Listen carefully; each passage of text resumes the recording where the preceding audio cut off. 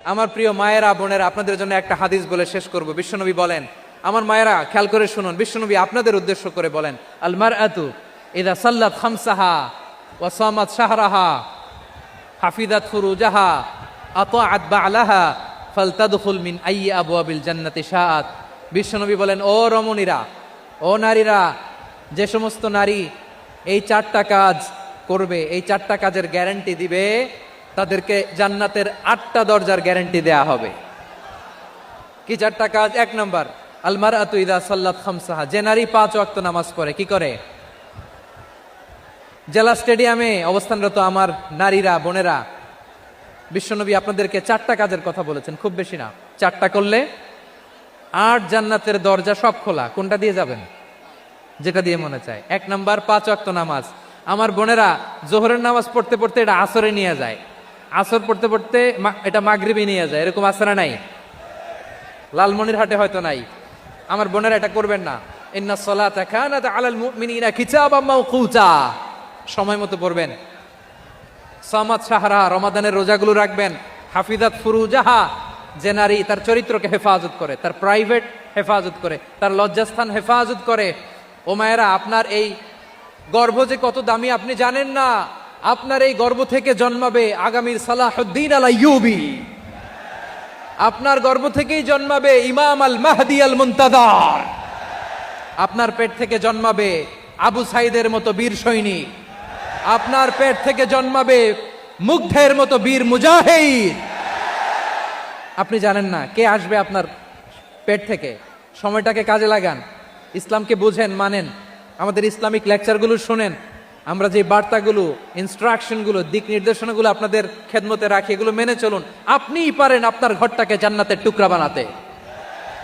একটা family, it's a very big institution and you are the MD, the managing director of this institution. চিল্লায় বলেন ঠিক কিনা? চাইলেই পারেন ঘরটারে জান্নাতের টুকরা বানাতে। 5 ওয়াক্ত সালাত, রমাদানের রোজা, নিজের চরিত্রের হেফাজত, ও আতাআত বা'লাহা, স্বামীর আনুগত্য। এটাতে অনেকে ভুল করে থাকে। হায় রে আমার বোনেরা, স্বামীর আনুগত্যকে এটা নিজের অপমান মনে করবেন না। আপনার স্বামী আপনার সবচেয়ে বড় গার্ডিয়ান, তিনি আপনার সবচেয়ে ভালো চায়।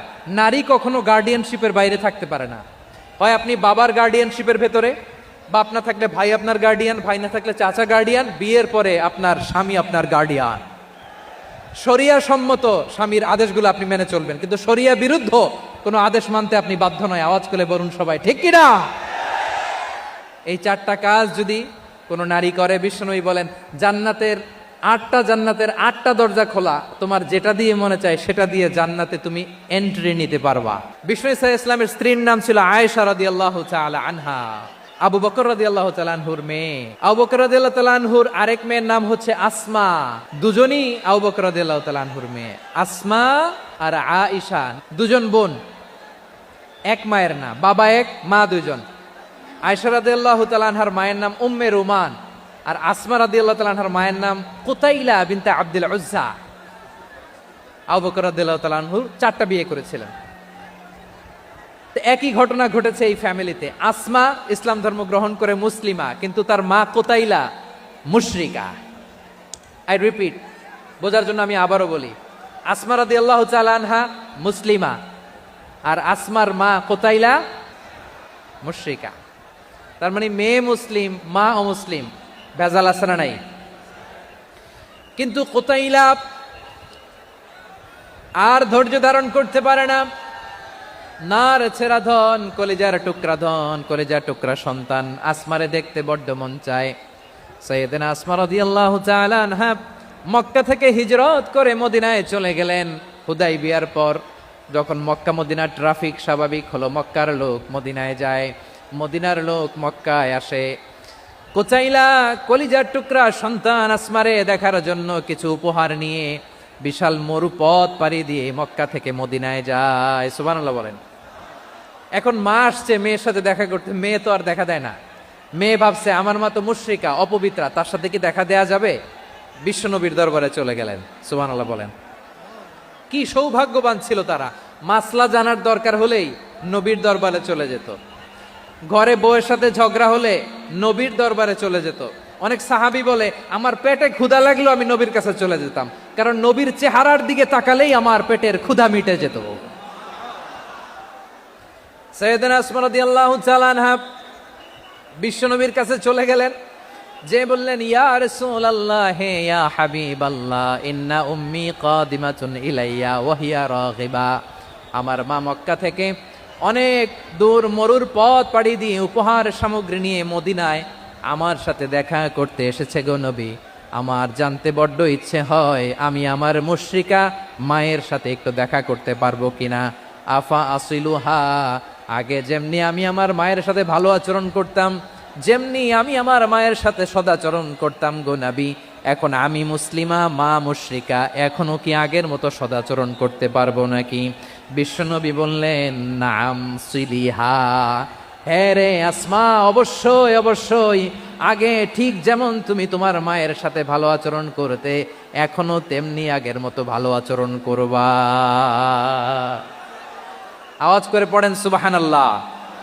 সপ্তম হিজরিতে বিষ্ণু ইসলাম সব সুপার পাওয়ারের কাছে চিঠি দিলেন, রোমান সম্রাটের কাছে, পারস্য অধিপতির কাছে, মিশরের অধিপতির কাছে, সবার কাছে চিঠি লিখলেন।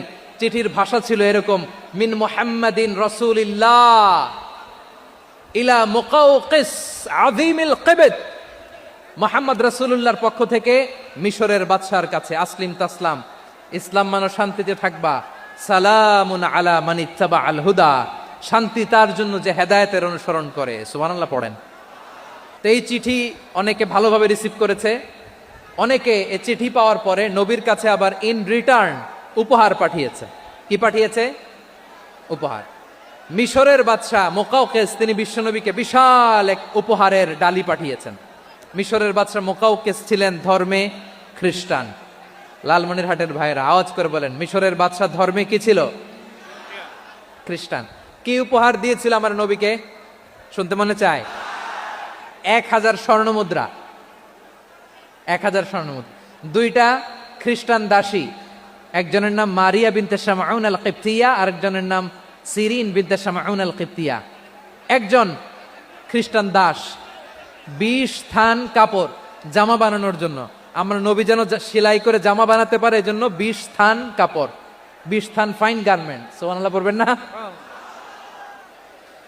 এরপরে একটা গাধা যেটার নাম ছিল উফাইর, আর একটা খচ্চর, এটার নাম ছিল দুলদুল। খচ্চর চিনেন? গাধা আর ঘোড়ার ক্রসিং এ যে প্রাণীটা দুনিয়াতে আসে ওটার খচ্চর বলে। তো এই যে সুপার পাওয়ার খ্রিস্টান বাদশার কাছে নবী চিঠি লিখলেন, ওই খ্রিস্টান বাদশাহ আমার নবীকে উপহার দিল। বিশ্বনবী এই উপহারগুলো সানন্দে গ্রহণ করেছে। সুবহানাল্লাহ পড়বেন না? তাহলে অমুসলিম কেউ যদি আপনাকে উপহার দেয়, হালাল উপহার হলে আপনি গ্রহণ করতে পারবেন। অনুরূপভাবে পারস্যের বাদশাহ, রোম সম্রাট বিশ্বনবীকে উপহার পাঠিয়েছেন। আমার নবী সবগুলো উপহার গিফট গ্রহণ করেছেন। সুবহানাল্লাহ বলেন। তাহলে প্রিয় লালমনিরহাট, আওয়াজ করে বলুন, ইসলাম কি ন্যারো মাইন্ডেড রিলিজিয়ন না ব্রড মাইন্ডেড? আম্মাজান আয়েশার কাছে মাসালা জানতে চায় মেয়েরা, হে আম্মাজান, অগ্নি উপাসকেরা তাদের ঈদের দিন নওরোজের সময় আমাদেরকে পাখি দেয়, নেওয়া যাবে? উনি বললেন, ওরা জবাই করে দিলে নেওয়া যাবে না, কিন্তু ওরা যদি ফলমূল এরকম খাবার দেয় এগুলো নেওয়া যাবে। তার মানে অমুসলিমদের দেয়া উপহার এটা গ্রহণ করা যায়। সুবহানাল্লাহ বলেন।